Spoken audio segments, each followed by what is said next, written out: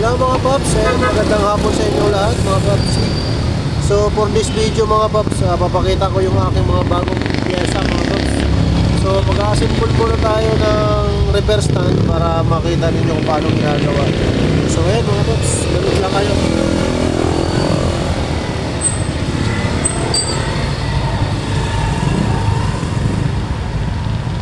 Ito yung ano niya mga paps, parang sabitan niya.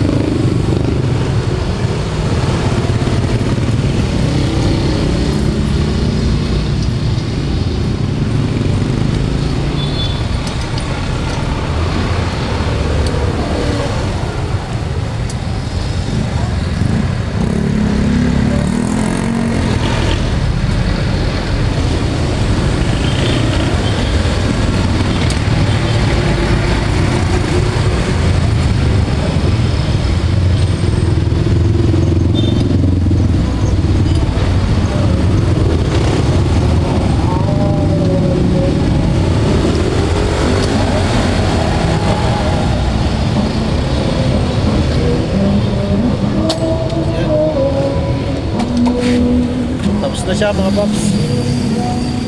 So yan, meron tayong bagong segment 8 speed.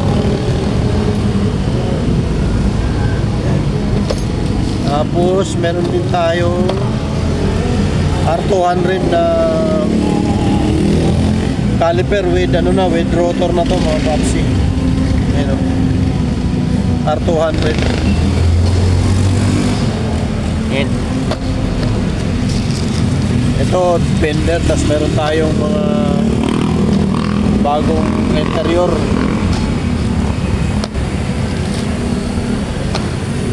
So ayan, ito mga paps, may bago tayong padlock. Ayan.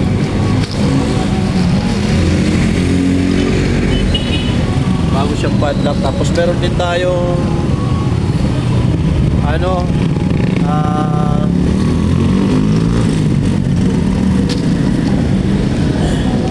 tawag nito, kable with with housing. Ayan. Bago yan mga paps. Saka meron tayong dalawang brake shoe ng MTB. MOB po yan, branded. So ayan. Meron din tayong, ito yung tinatawag mga paps na na segment to. Laman nito ay bar end to mga paps. Ayan.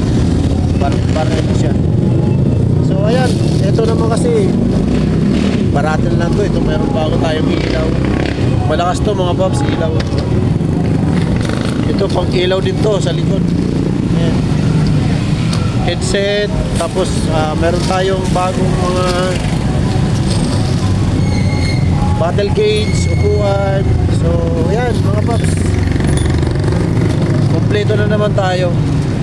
Kung sino yung may gusto mga paps na makaabil ng medyo mababang presyuhan lang ng mga bike accessories, dito lang kayo kay mga paps sa may lumang palengke lang to, 4 kantos. So ayan, ito meron akong bagong filter, ayan o, nakabuhusa siya. Ayan, yan yung mga bigating ko mga sapatos mga paps. Ayan, mga bago tayo, ito bago to, dalawa at tatlo. So ayan mga paps, kung gusto nyo talaga mag-abil ng medyo mababang presyo lang, dito lang sa may 4 kantos Taytay. Lumang palengke lang to mga paps. So hindi kayo mahirapan kasi tabing kalsada lang ako. So ayan, maraming salamat sa panonood natin.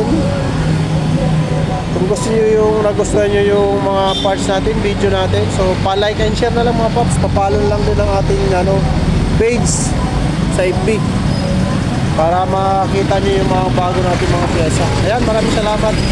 Thank you for watching mga paps.